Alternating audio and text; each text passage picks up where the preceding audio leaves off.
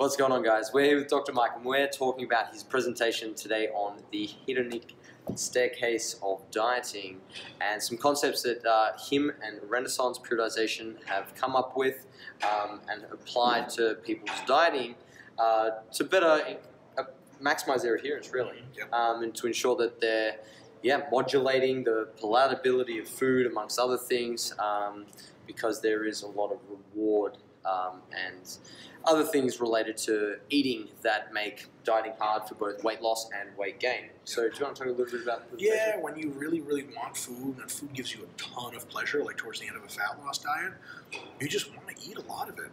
And even if you don't snap and follow your sort of preferences and end up overeating, you just have to expend a ton of willpower to not do that. And then it just is really stressful. And of course, you know, high chronic stress levels secrete stress hormones, which we know have pretty disastrous long-term effect on body fat loss, training energy, muscle retention. So if you can, now on the other hand, if your food is just so boring and so terrible and that you basically just don't ever want to eat it, if you're on a mass gaining plan, you'll never eat enough to gain weight, or it'll, again, be super stressful to do so.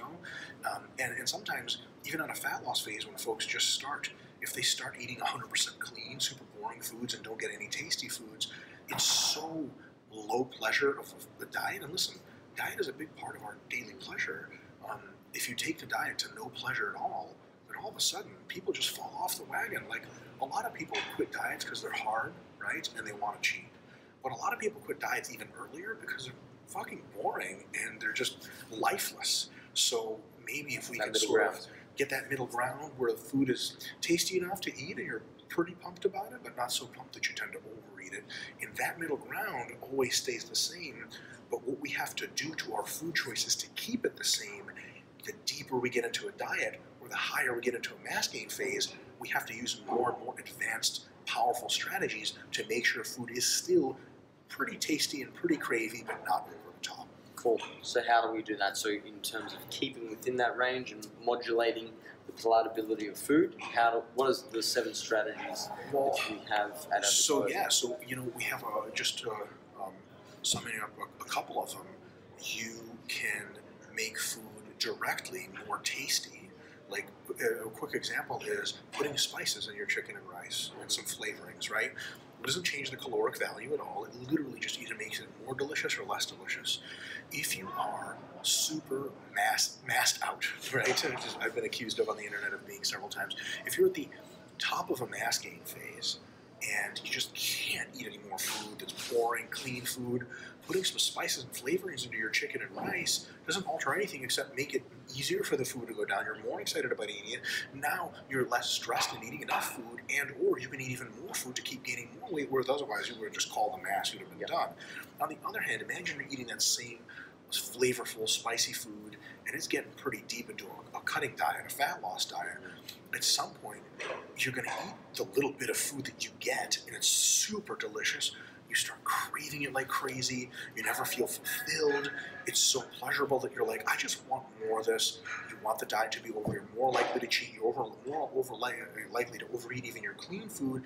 And even if you don't, you start looking forward to meals so much it detracts from the rest of your life. It's like having some part of your life be the greatest thing ever, and everything else just fades by comparison. So what you can do is potentially flavor your food really well when you're having trouble eating, and then when you're having the opposite of trouble eating, when you want to eat too much, maybe get some of the spices out, make the food more boring. By then you're so hungry and so your sort of pleasure centers are so sensitized that even regular food tastes really good. You have no problem eating it, but you know, regular chicken and rice on flavor, maybe with some salt, is like, you're not going to go nuts for it. It's not going to destabilize the rest of it. Very hard to binge on broccoli. Yeah, I mean, I'd like to see somebody try it. Yeah.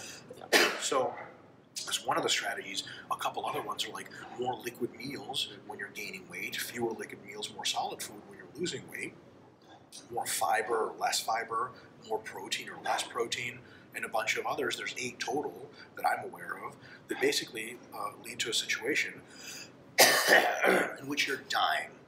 I'm dying. This is a cry for help.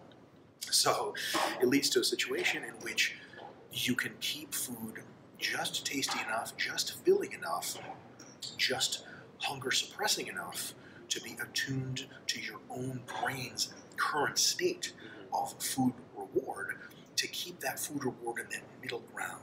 Something like an analogy used in the talk is, maybe walking your dog. You like walking your dog. You have no problem motivating yourself to do it, but it's not something you're going to overdo and accidentally walk Wolfie 80 miles one day. Whereas, something like super pleasurable like video games, it's kind of tough to control your behavior with that as much, or takes more power, or something terrible like filling out forms online. Like, you just don't want to do it. You'll put off a lot of forms, right, to do it, or you put off a lot of form filling to just do anything else. We want dieting because fundamentally, what do we want out of dieting? We want it to be something that we do successfully, like not just normal free living. Diet can be whatever you want, but when you have a diet goal, when you want to lose fat, you want it to be something that's not difficult, that's not terribly boring.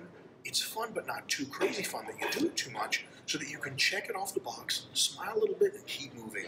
If all dieting was like that, people would smash their goals. But unfortunately, as you lose more weight, food becomes damn near addictive, and you gotta eat more of it. And then as you gain a lot of weight, food becomes annoying to the point where you don't want to eat any more of it all. If we could just bring the annoying and pseudo-addictive in a little bit with these strategies, we'll have less temptation to either fall off the wagon by not eating enough food, or fall off the wagon by eating too much. Yeah. So very much the body's always going to try and bring us back to our settling range. That's right. And work against us. So Mike, thank you very much. Very entertaining as always. Oh, please.